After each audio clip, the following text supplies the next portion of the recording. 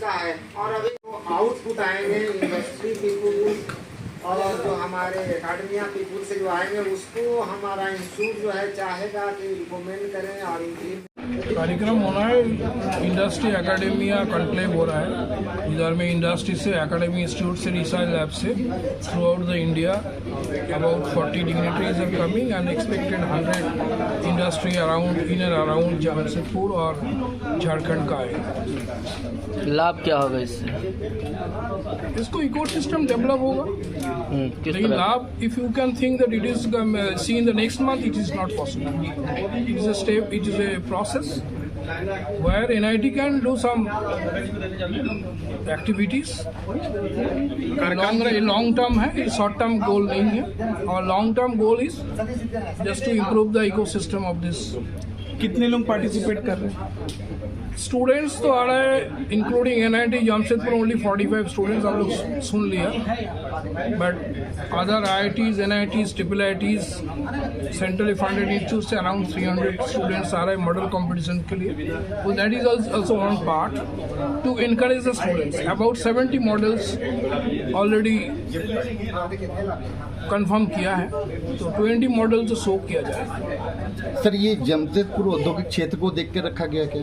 परिणाम देखने को मिलेगा झारखंड के। देखिए, सबसे पहले मैं अपना परिचय दे दूं।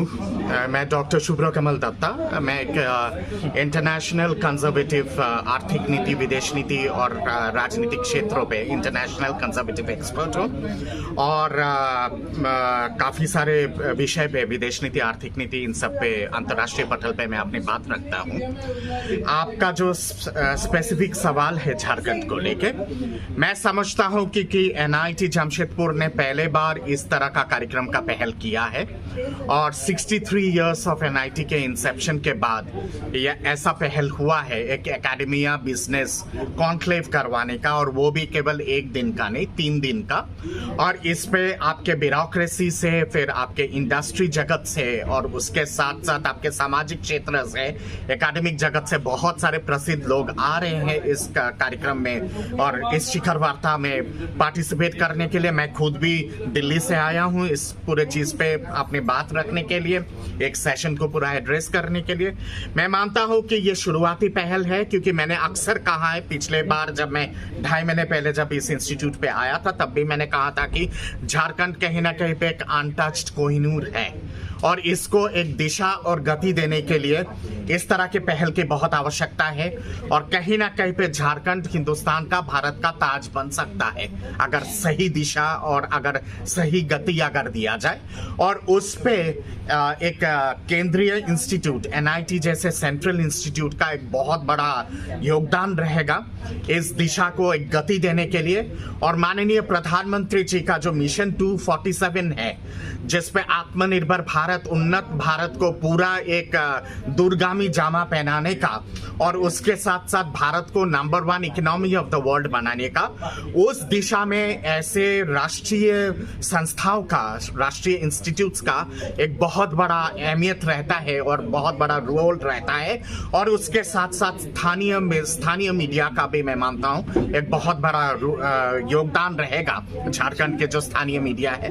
तो मेरा मानना है कि ये एक शुरुआती पहल है और इसके कामयाबी पे मैं दावे के साथ कह सकता हूं कि ये काफी कामयाब होगा। अगले साल का जो बिजनेस कॉन्क्लेव होगा शायद इससे भी और ज्यादा बड़ा होगा और उस पे अंतर्राष्ट्रीय पटल से और राष्ट्रीय पटल से भी बहुत सारे लोग और आएंगे। और ये शुरुआत है, आगे का जो मंजिल है, आगे का मंजिल एकदम आसमान तक है और इस दिशा में एक शुरुआत हो चुकी है। और मैं समझता हूं कि ये एक कंटिन्यूअस प्रोसेस रहेगा और इसकी जो गति है एक सुपरफास्ट वंदे भारत वाला ट्रेन की गति देना है। और उस पे मीडिया जगत के मेरे जितने सारे प्रिय बंधु हैं आप लोग मीडिया के, उनका एक बहुत बड़ा योगदान रहेगा। थैंक यू, धन्यवाद।